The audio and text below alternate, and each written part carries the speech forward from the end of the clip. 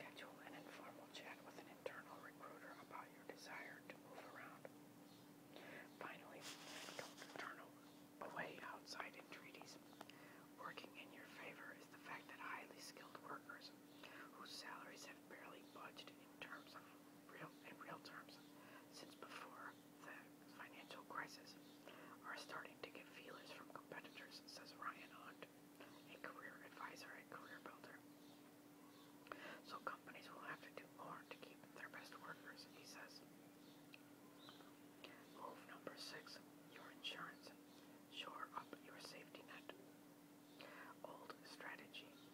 At a time when incomes and net worth were plummeting, households pared back on insurance, an unsafe move. Best move now. Make sure you have a safety net to protect against all types of risks. Why? In the midst of the financial storm, cutting some of your insurance costs may have seemed like a necessary evil. The number of households with life insurance hit a 50-year low in 2010, according to research firm Limra, as families tightened their belts. But ripping open your safety net in response to an economic crisis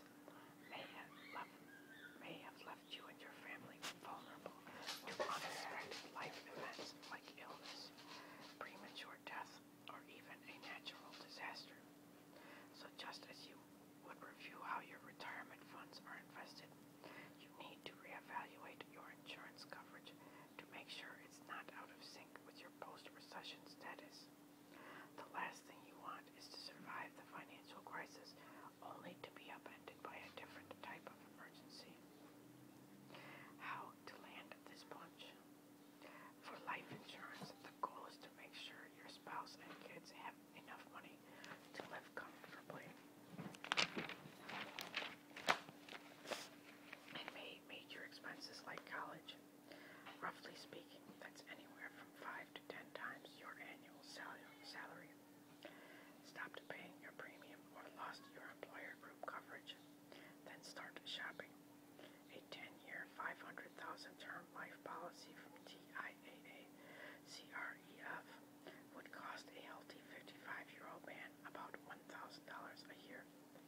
A 50-year-old woman, just $515 a year. Use the calculator at lifehappens.org to analyze your needs and get quotes at AccuQuote.com or InsureMe.com. If you have coverage but haven't reviewed the terms lately, see whether you can get a better price. We're often able to reinsure a person who has an older policy, say 20 years old, for less money, says Alexandria, Virginia financial planner Kelly Campbell. Households that cut back on homeowners and auto coverage need to make sure they didn't go too far, says Larry Kindler, an Oakland financial planner. Can't afford to fully restore your coverage? Raise your deductible to $1,000, he says. Also, don't assume that your homeowner's coverage amount should decline just because your home value has. The rule of thumb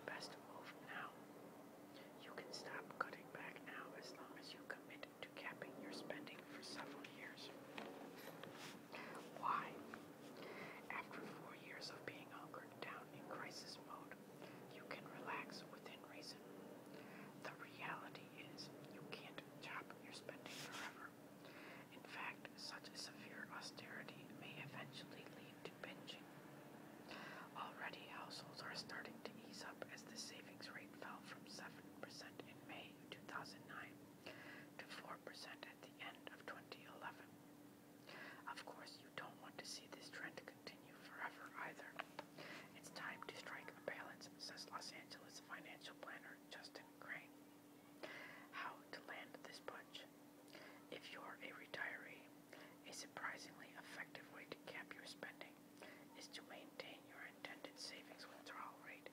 Just forego making the annual inflation adjustments for the next few years, says Georgia planner Lee Baker. A conservative approach to tapping your retirement accounts is to withdraw 4% of your nest egg in the first year, but to boost that initial amount in subsequent years to keep pace with inflation. Skipping inflation adjustments, though, can help mend a damaged portfolio.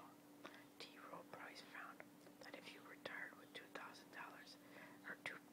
if you retired in 2000 with $500,000 and used the 4% rule, your strategy at the end of 2010 would have had only a 29% chance of surviving a 30-year retirement. Had you taken no adjustments in the 3 years after each of the past two bear markets, even though your chances of success would have shot up to 69%. Workers can try something similar. Over the next several years, you are likely to start collecting raises again. Yet you've proved that you could live on your current spending. So let's say you make $100,000